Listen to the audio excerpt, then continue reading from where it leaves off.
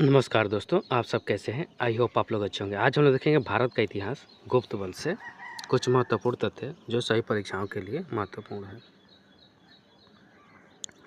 गुप्त वंश।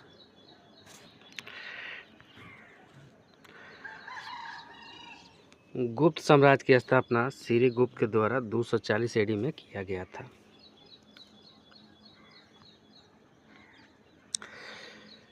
प्रमुख गुप्त शासक श्रीगुप्त संस्थापक थे, दूसरा उसका थी अध्यक्ष घटोत्कच, तीसरा चंद्रगुप्त प्रथम और पत्नी कुमार देवी, चौथा समुद्रगुप्त पत्नी दत्ता देवी, पांचवा कांय तथा रामगुप्त, छठा चंद्रगुप्त द्वितीय या ध्रुवा देवी तथा कुबेर नागा, सातवां कुमारगुप्त प्रथम अनंत देवी, आठवां स्कंदगुप्त, नौवां पुरुगुप्त और 10वां कुमारगुप्त द्वितीय, 11वां बुधगुप्त और 12वां विष्णुगुप्त। इस वंश के वास्तविक संस्थापक चंद्रगुप्त प्रथम को माना जाता था।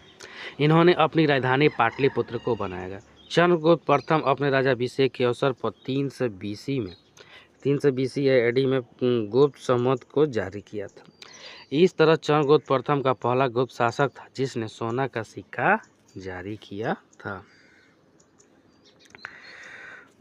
चंद्रगुप्त प्रथम 319 से लेकर 335 ईस्वी तक सोने का सिक्का जारी करने वाला प्रथम गुप्त शासक था। गुप्त शासक 319 ईस्वी में प्रारंभ किया गया था। चंद्रगुप्त मृत्यु के पश्चात अगला शासक समुद्रगुप्त बना 355 एडी में। अपने साम्राज्यवादी प्रवृत्ति के कारण समुद्रगुप्त को भारत का नेपोलियन कहा जाता है। नेक्स्ट, हरिसेन की प्रयाग प्रशस्ति में समुद्रगुप्त की विजयों का उल्लेख है। अश्वमेध करवाया था समुद्रगुप्त। अश्वमेध प्रकार के सोने के सिक्के जारी किया था। उपाधि भारत का नेपोलियन यानी विंस्टेक स्मिथ द्वारा किया गया था। ये समुद्रगुप्त का था। समुद्रगुप्त के बारे में सर्वाधिक जानकारी प्रयाग प्रशस्ति अभिलेख से मिलता है। प्रयाग प्रशस्ति अभिलेख के रचयिता हरिसेन थे, जो समुद्रगुप्त का महासंधि विग्राहक मंत्री थे, अर्थात युद्ध एवं शांति का मंत्री थे। खुद समुद्रगुप्त भी एक विद्वान शासक थे। इन्होंने कृष्ण चरित्रम नामक पुस्तक की रचना किए थे। अंततः समुद्रगुप्त को कविराज भी कहा जाता है। समुद्रगुप्त के सिक्के पर वीणा बजाते हुए दिखाया गया है। नोट, सबसे प्राचीन वाद्य यंत्र वीणा को माना जाता है। समुद्रगुप्त के काल में श्रीलंका के शासक मेघवर्मा ने बोधगया में एक बौद्ध मठ की स्थापना की, इजाज़त मांगा, जिसे समुद्रगुप्त ने दे दिया। 375 एडी में समुद्रगुप्त की मृत्यु हो गई और इसके बाद अगला शासक रामगुप्त बना, जो एक कमजोर शासक था। इसी वर्ष उनके भाई चंद्रगुप्त द्वितीय ने उन्हें हराकर खुद को शासक घोषित कर दिया। रामगुप्त के बारे में जानकारी विशाखदत्त की रचना देवी चंद्रगुप्तम नामक पुस्तक से मिलती है। चंद्रगुप्त द्वितीय के बारे में महत्वपूर्ण जानकारी मेहरौली दिल्ली स्थित लौह स्तंभ से मिलता है। चंद्रगुप्त द्वितीय 375 से 415 ईस्वी। इसने विक्रमादित्य की उपाधि धारण की थी। समकालीन चीनी यात्री फाहियान इसके शासनकाल में आया था। रजत सिक्का जारी करने वाला प्रथम गुप्त शासक था और मेहरौली लौह स्तंभ का संबंध इससे चंद्रगुप्त द्वितीय से था। चंद्रगुप्त द्वितीय ने शकों को पराजित करने के बाद चांदी का सिक्का या रुपयक चलाया। विक्रमादित्य की उपाधि धारण की। चंद्रगुप्त द्वितीय के दरबार में संस्कृत के भाषा के 9 प्रमुख विद्वान रहते थे, जिन्हें 9 रत्न के नाम से भी जाना जाता था। नोट, मुगल शासक अकबर के दरबार में 9 अलग अलग क्षेत्रों से संबंधित विद्वान लोग निवास करते थे, अतः उन्हें नवरत्न कहा गया। विजयनगर के शासक कृष्ण राय के दरबार में तेलुगु भाषा के 8 प्रमुख कवि रहते थे, जिन्हें अष्टदिग्गज कहा जाता था। मराठा शासक शिवाजी के दरबार में 8 योद्धाओं का एक समूह रहता था जिन्हें अष्ट प्रधान के नाम से जाना जाता था। चंद्रगुप्त के नवरत्न। चंद्रगुप्त द्वितीय के दरबार में नवरत्न तो कालिदास कवि व लेखक थे, धन्वंतरि चिकित्सक थे, शुंकु यानी वास्तुकार थे, बारामिहिर खगोल विज्ञानी और ज्योतिष शास्त्र थे, घटक पर कूटनीतिज्ञ थे, बेताल भट्ट जादूगर थे, अमर सिंह कोषकार थे और छपड़क फलिक ज्योति थे और दरुचि व्याकरण थे। जैसे इसमें कालिदास, धन्वंतरि, छपड़क, अमर सिंह, शंकु, बेताल भट्ट, घटमपर और बारामिहिर और बरूची थे।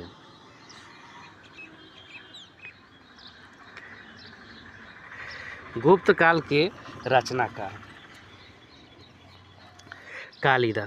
कालिदास की रचना मेघदूत, ऋतुसंहार, रघुवंशम, विक्रमोर्वशीय, अभियान शकुंतलम, मालविकाग्निमित्र, कुमार संभव था। विशाखदत्त की रचना मुद्रा राक्षस और देवी चरण गुप्त था।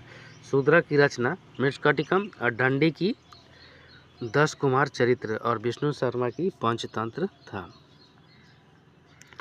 नारायण पंडित का हिपोपदेश और बारामिहिर की बृहद संहिता और लघु जातक था। पाल काव्य की हस्ता यजुर्वेद था और सुबंधु का स्वप्न वासवादता था। कालिदास की रचनाएं रघुवंशम महाकाव्य है, ऋतुसंहार खंड काव्य है, मेघदूत खंड काव्य है और अभियान शकुंतलम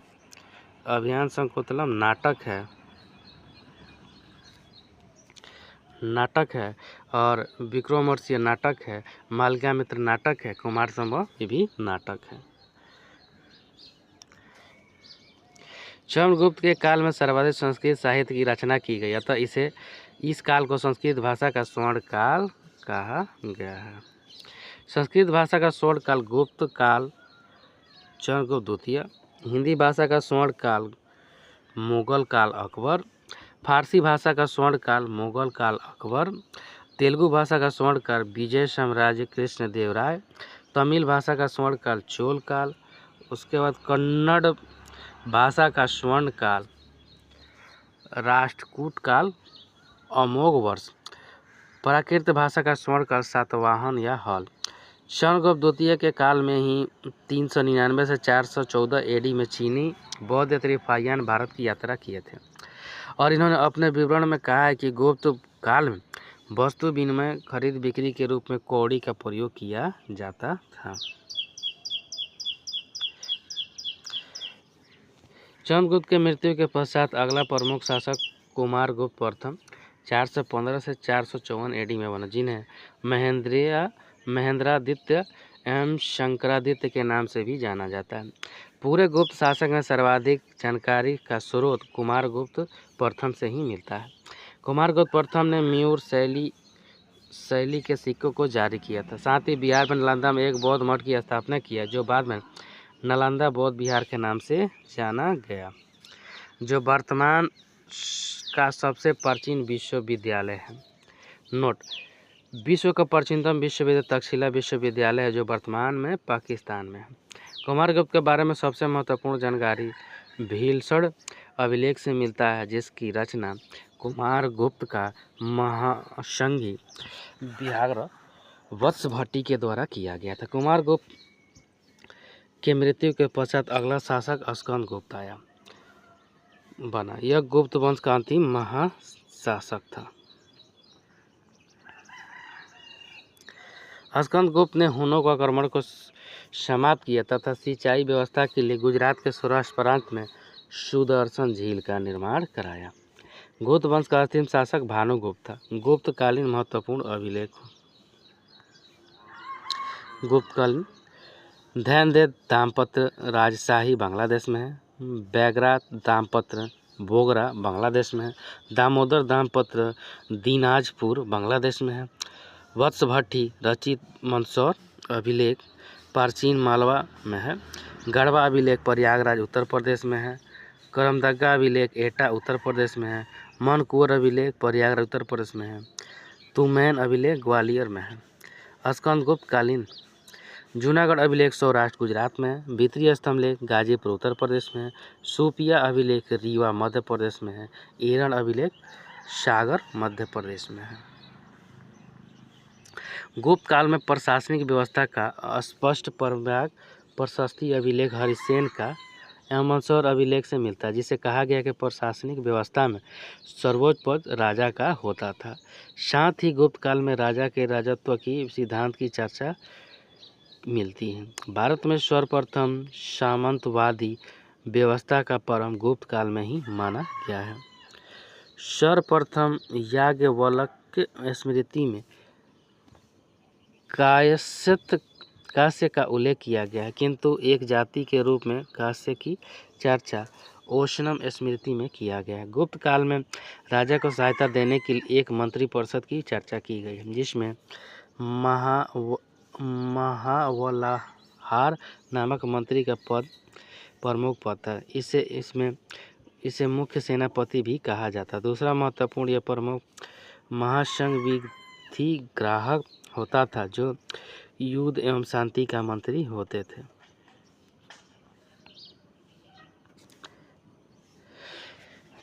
महाप्रतिहार रक्षा मंत्री होते थे, जबकि ये विनय स्थिति संस्थापक धार्मिक मंत्री होते थे। इस काल के में प्रशासनिक सुविधा के दृष्टिकोण से पूरे गुप्त साम्राज्य को कई प्रांतों में बांट दिया गया, जिसे युक्ति कहा जाता था। पुनः प्रांत को जिला में बांट दिया गया, इसे विषय कहा जाता था। जिला का प्रशासन 4 सदस्यीय समिति के द्वारा किया गया था, जिसमें सबसे प्रमुख सार्थवाप का पद होता था, जो व्यापारियों का प्रधान होता था। इस काल में भी प्रशासन की सबसे छोटी इकाई ग्राम होती थी, जिसका प्रशासन ग्रामी के द्वारा किया जाता था। प्रशासनिक इकाई भुक्ति या भोग प्रांत प्रमुख, उपरिक्त या भोगपति, विषय जिला विषयपति, वीथी नगर यानी वीथी महल, ग्राम गांव ग्रामिक।